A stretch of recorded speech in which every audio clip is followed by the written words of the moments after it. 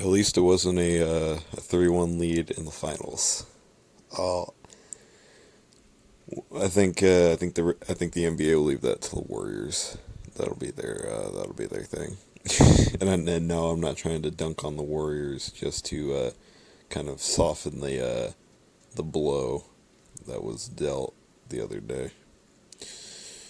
I was kind of waiting to make a video on this channel until it was an opportune time to talk about the Clippers. I wanted that to be my first video, as they are my favorite team. They've been my favorite team as long as I've watched basketball. So I didn't have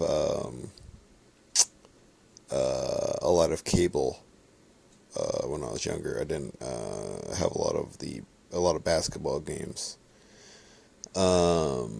And the ones that we did have were the more popular teams. So it wasn't exactly the Clippers.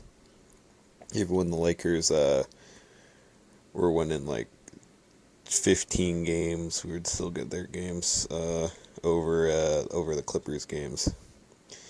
And I remember watching the Utah Jazz series from 2017. It was Chris Paul's last game as a Clipper, and after that series, because Blake Griffin was hurt because he punched a guy in a broom closet or whatever happened. I remember watching that game and just being like, this is like as as good as this team's gonna get, huh? The first round exit to Gordon Hayward's Utah Jazz. That was a pretty rough thought. And then Chris Paul wants out. They trade Chris Paul, and I actually contemplated. I was actually like, dang. I read it in the newspaper, and I was just like, dang. I guess I'm gonna be a Houston Rockets fan. That didn't happen, of course. The next year we missed the playoffs.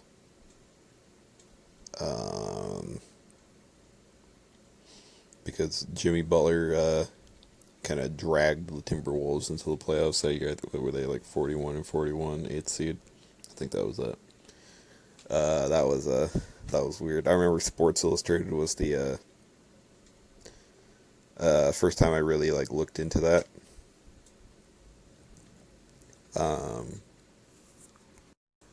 And that was kind of funny.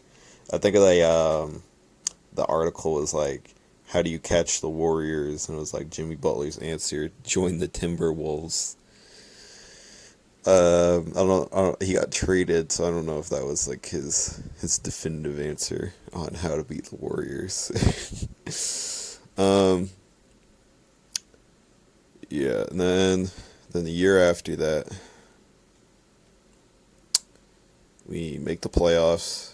We were projected, like, I think power rankings had us 33 wins, I believe. 148 made the 8th seed. I believe we made the 8th seed by like a good deal. Like the Kings are the second spot. I think they were like 10 games below us, I believe. But yeah, and then July comes around. There are rumors that Jimmy Butler might sign with the Clippers, that Kevin Durant might sign with the Clippers, that Kawhi Leonard might sign with the Clippers.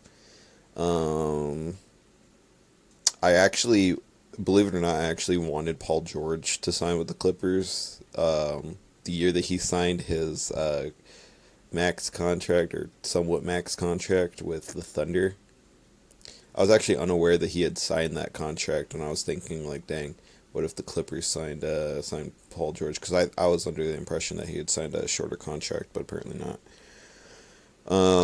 So, because Paul George was like my favorite player to watch that year, and then Then Damian Lillard just like spat on his face. And yeah, I mean, I couldn't be mad at that ending anyway. I don't think anybody can, even Thunder fans. But I just remember KD signs with the Nets. I'm like, dang it, now what? And I don't remember if Jimmy Butler signed with the Heat before Kawhi signed.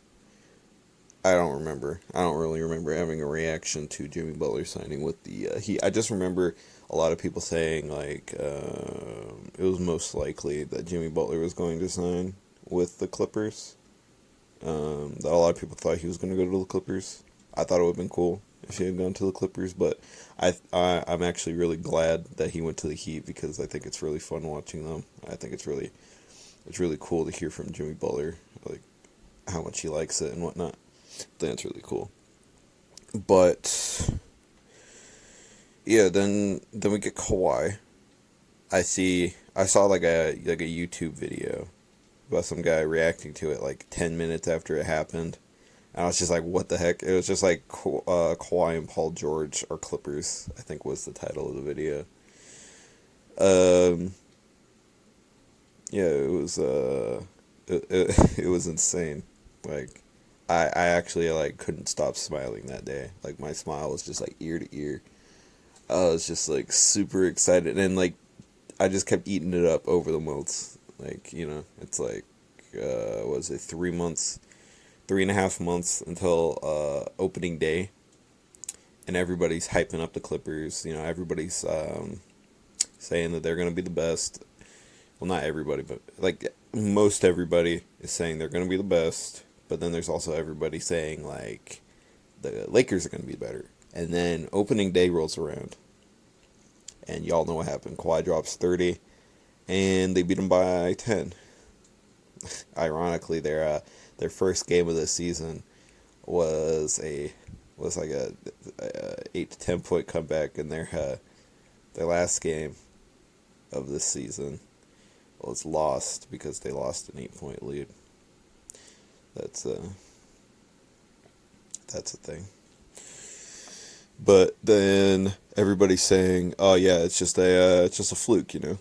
You know, the Lakers aren't like ready. You know, LeBron and AD just gotta get it back. You know, everybody's saying like, "Oh, the Clippers are the same as they were last year," though they aren't. They weren't.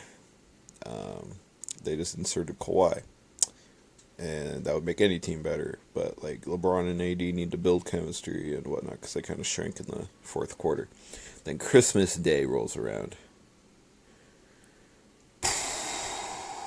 Dude, when we won on Christmas Day, I remember my siblings came over for Christmas. They'd been over to the house, and they wanted to watch a movie, and I was just like, "Bruh, I ain't missing this game." Then Pat Bev makes LeBron lose the ball, and then we win. I believe it was by like 6 points, and we were down in that game too.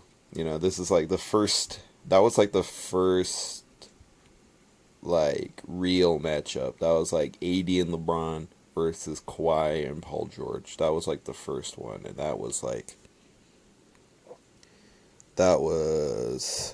like going to war. That was like actually just like let's show the world what we got. And Patrick Beverly shows up. Kawhi, Paul George, Lou Will, Montrez, they all show up, and it's insane. Now I spent that entire day, like I didn't go to sleep until like 1 o'clock in the morning because I was on Twitter,